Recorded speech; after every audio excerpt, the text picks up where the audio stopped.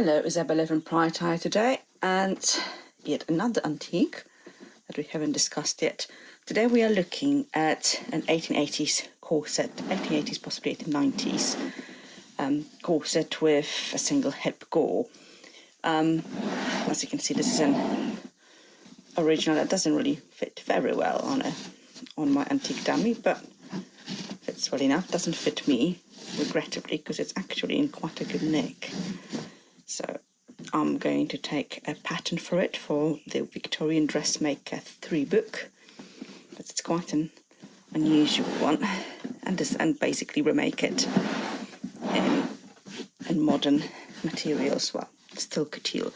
This one is made in 2 layers of very, very fine couture, herringbone couture, as you can see, and it's corded all the way through. I mean, every single panel is corded.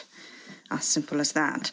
It has boning as well, not as many as usual, but because of the cording it doesn't really need it. So it has a single bone here in the front, single bone in the side, single bone at the side back, and 2 bones at the lacing as usual. So that's actually not a lot of boning. There's actually one more bone here. It's a horizontal one. You can just see the stitching here underneath the lace and through the lace. We will see a little bit more when I take it off and look at the inside. And of course it has a busk, not a spun busk, just as standard long line single busk. Quite pretty.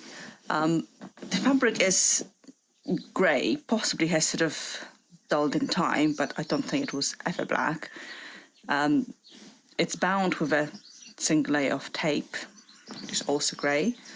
And as you can see, the cording here is starting just pull through. So that's the cord. It's quite a thick cord, possibly 3mm, and it's paper. So basically that's cord made in cotton was used as well, but paper is, I think, much more common. So as far as I can tell. So yeah, he has a lovely decoration here in matching grey and sort of ivory braid lace embroidered thingy, so that's quite nicely done, and it's lace with a single cotton cord, not very strong. I'm not sure this would be used as an original, but could have been used later on. You would have a little bit stronger tape than that. So let us have a look at it and see what's inside. Right, the corset is off. You can see the shaping beautifully, even if it's just lying down. Let's try that twice. So you can see the hip, you can see the bust a little bit to accommodate the back. It's beautifully shaped. I mean, that's just stunning. You can see a bit more details. The sewing is very good. It's not perfect, but it's very, very good. It has minor sort of irregularities, but that's just normal. That's people, not machines. The gore here is inserted quite evenly. It's not flossed at all, although it would benefit from that, because the bone here is a little bit sharp. But it's survived several decades, over 100 years, so that's not a big thing. You can see a little bit of damage in front, below the front, possibly from petticoats, maybe, or from whatever else. So this kind of corset would probably be a similar line to the Pretty Housemate. The pattern is not too different. There are differences, but it's the generic sort of idea is the same, and it's really quite flexible and would be really comfortable to work in with supporting your back in a nice way. Let's have a look at the inside. So we have another couture. These are bone, very, very fine. Possibly both of them have about the same thickness as any modern couture. So that's really quite difficult to reproduce. It's almost paper thin. So it's all still in a very, very good nick, apart from a couple of damages like here, which can be patched up very easily. The binding tape is, it's on a straight, actually it's on the bias. is getting frayed, but not badly, so this can be actually replaced very easily.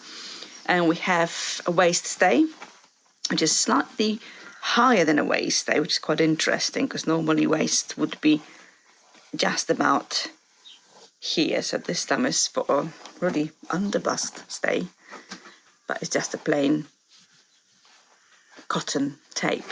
And you can see the additional bone for the shaping of the bust. My apologies, I was interrupted by a neighbour.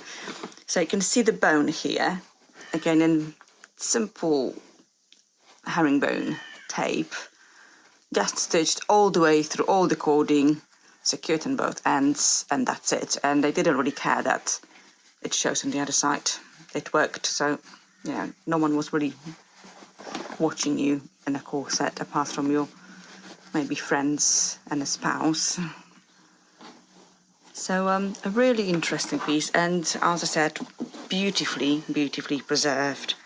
So I was really glad to have it. We have a number here, which probably tells me that it was an item made, or factory made basically, and not an individual commission. So that supports the idea of it being targeted at middle to lower status women, possibly domestic workers.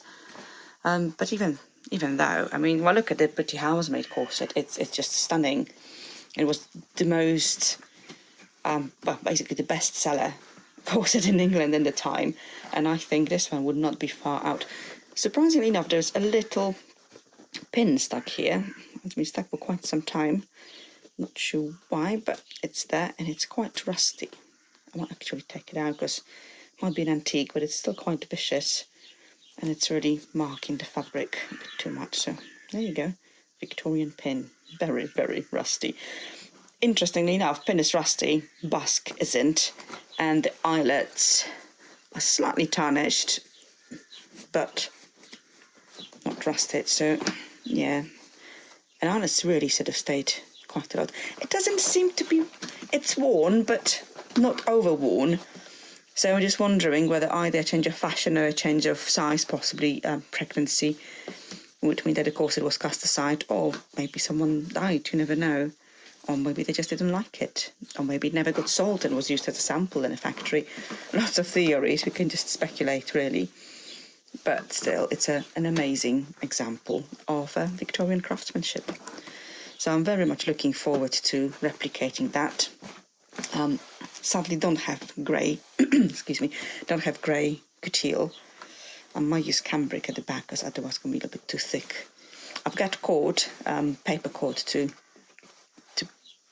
cord it with, but I might go with a different colour scheme, you never know. I'll have a look. And yes, the pattern is going to be in the Victorian Dressmaker Volume 3, which is coming out end of 2025, beginning of 26. Hope you've enjoyed it, and thank you for watching.